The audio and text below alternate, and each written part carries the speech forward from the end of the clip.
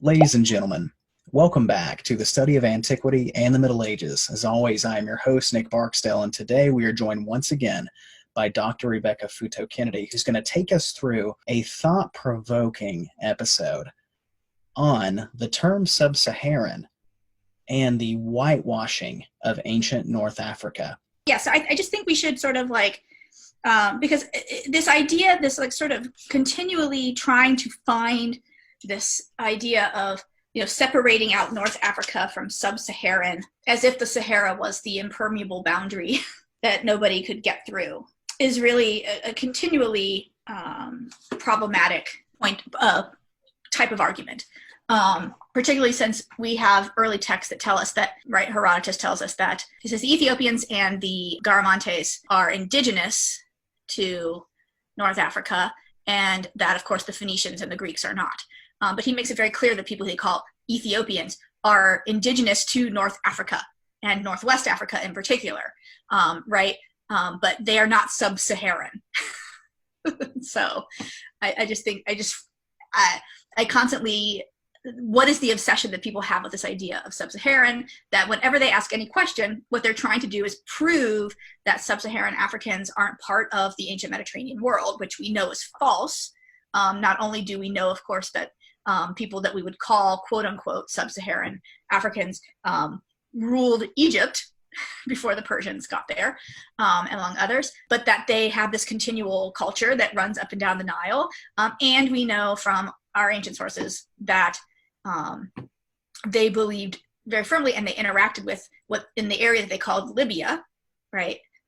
So ancient geography, Herodotus separates, there's a big geographic debate in the 5th century, right? So on the one hand, we have Hecataeus, who has his map of the world, and Herodotus seems to be addressing him and trying to correct him at various points in his history. But there's debate of whether there's one continent or two continents, whether everything west of the Nile is its own continent called Libya, or whether it's not. One of our ancient sources actually has Europe and North Africa as one continent. Yeah, because Libya is the name that he uses for everything west of Africa, essentially, is what Herodotus uses. But it's also used at some points for the entire continent of what we call Africa, because remember, Africa is a Roman word. It's not a Greek word. They didn't call it Africa.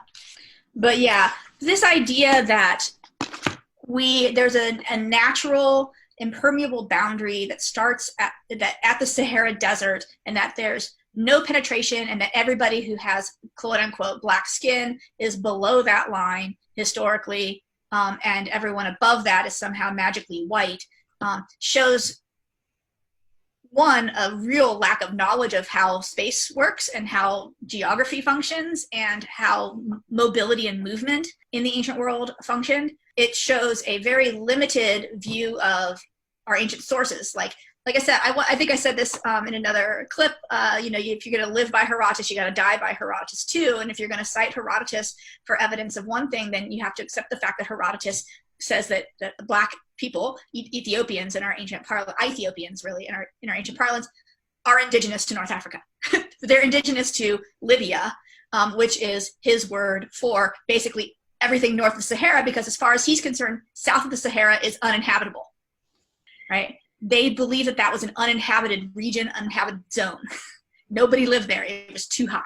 So this is you have to understand that our ancient sources were very clear that in that northern part of Africa, that's where Ethiopians lived, were indigenous to. That means there were black people there. But also the people that we refer to now as either Nubians or Cushites, those were also called Ethiopians by our Greek sources. And they were in Egypt, and they controlled Egypt for various times. And we actually have a lot of evidence, if you put Egypt into its African context in antiquity, its vision is not to the north, right? It looks to the Nile and to what we would call south, right? To the upper Nile, the upper Egypt. And in fact, the cult of Isis is actually integrated across the what we would consider the two separate kingdoms of Egypt and Nubia in antiquity, but their worship of Isis is almost identical, and they are integrated and looking to each other as early as the second millennium BCE. So we really just need to not think about this separation, which isn't even a modern separation, right? This idea of sub-Saharan is a modern racist trope, that there is a magic dividing line. And it is a modern racist trope that develops back from, I mean, I'm thinking I should do an Ngram, Google Ngram, just to see when the term sub-Saharan first pops up in books, right? Because one of the things you can always tell is when things start to get hot and when they're not. But if you look at someone like Cuvier, who was one of the early scientists dealing with race back at sort of the turn of the 18th to 19th century, so 1801, 1802 or so, he's the guy who got Sarah Bartman's body after she died, the Hottentot Venus, and had it stuffed and had her genitals and things preserved for study. He makes clear comments about how taking the heads of mummies, which they were sort of just getting at this time out of Egypt, and her dead body and her face, and putting them together. And so here's this like 6,000 or 4,000-year-old mummified head, which clearly is not in its original form, right? With her body, a model made of her, and says, look, it's very clear from looking at these two that regardless of whatever their skin color was, they're clearly different races. Because their heads are different, because he was a craniometry guy. So if you sort of think about when is this obsession with sub-Saharan kicking in, it's kicking in when we're trying to, in a period of time where we're trying to separate off Egyptian, so these these ancient kingdoms that are being discovered by modern Europeans, and the sort of Black South. And actually, I'm looking at a Google Ngram right here that goes back to 1800. Up to 2008. I'm going to smooth it out here a little bit more. And the term doesn't start to appear in books anyway, in English, in the English language, until roughly 1978. So you know, why? Why does this term emerge? It has like very little life before that, and then all of a sudden in the 1960s and 1970s, I see here's an appearance of it in on communism in the Soviet Union. In sub-Saharan Africa is one of the earliest ones that I'm finding and marketing. So that divide seems to be one that has to do with economic policies and what they're viewing as economies in the modern state. It's all about development. So I think when people ask about this stuff, what they're really trying to ask, and they don't want to ask the question, so they use this phrase sub-Saharan, is, are Egyptians white like us? And they don't want to say that, because if they say things like that, then, you know, because what happens when you sort of subsume whiteness for the entirety of North Africa, right? You want to claim the ancient civilization without modern Islam being attached to it. And then you want to separate it from blackness. That's the only reason why people use this term. There is no genetic distinction to be made here. There is no political distinction to be made here in antiquity, or in even clearly up until the modern world. If people aren't using the word, they're not making a distinction about it until they want to use it. All of Africa was a colonial playground until a certain period, and then we're going to make a distinction between the oil-rich Arab states and the mineral-rich and other resource-rich exploitable states below the Sahara that are not oil-rich states, right? Agricultural versus other.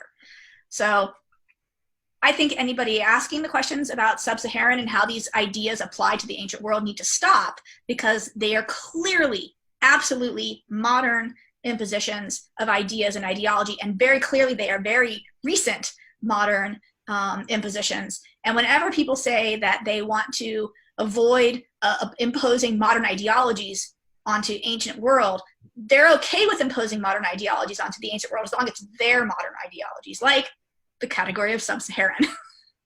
So I think we need to like nix that one. What you're really asking is, are they black or are they white? And the answer is neither, and both, but really neither. There's no white people running around in ancient Egypt.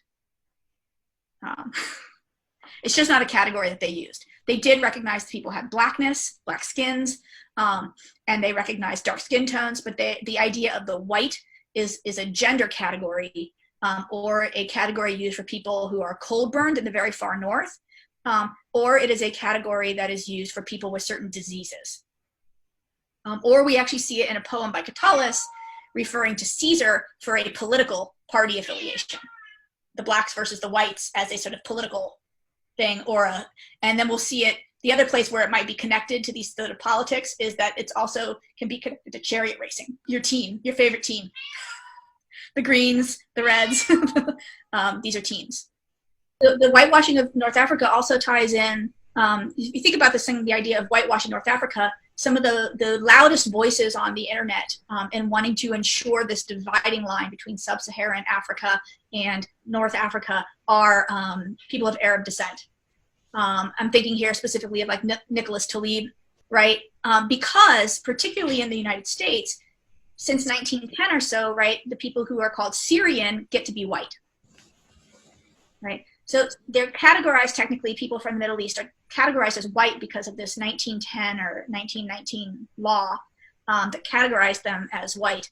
But they don't get to live the experience of being white in America because they're Muslim. So, but I think there's this bind into people who have recent access to whiteness, particularly in the United States, but also in the Middle East where there is anti-blackness, severe anti-blackness, that they want to make sure that they can make that harsh dividing line, right? And they are some of the loudest voices. And so whitewashing of the Middle East is an ongoing long-term historical process. But in terms of how Europeans and Americans are doing it, Europeans are doing it primarily as a way to lay claim to the antiquities of Egypt and Libya, which of course is colonized by the Romans. And so you find Roman sites all over Libya and other places. But then in the United States, it has to do with the fact that people who at the time were classified as Syrian, but what we really mean is people of Middle East descent or people of Arab descent from the Middle East, they got classified legally as white. And so think about what that looks like as someone like me, who is a white person, right, a European descent white person, saying to someone who is like Talib or something that North Africa isn't white, right? Or even more important is that this is actually what happened during the Mary Beard Talib debate, which was Beard was like, they weren't white, Libya and these places are not white spaces. This is not a concept that exists in the ancient world. And Talib comes after her and says, who are you, colonizer, to kick me out of whiteness? Right? But it's all this obsession of wanting to participate in this dominant identity group that is called whiteness, which has no roots in antiquity and has no roots even really in much modernity outside of, it's really a creature of the US, though it appears in European texts earlier. We're the people who sort of run with it and turn it into this idea. And what we actually mean by white is dominant. We don't mean anything to do with our actual skin color.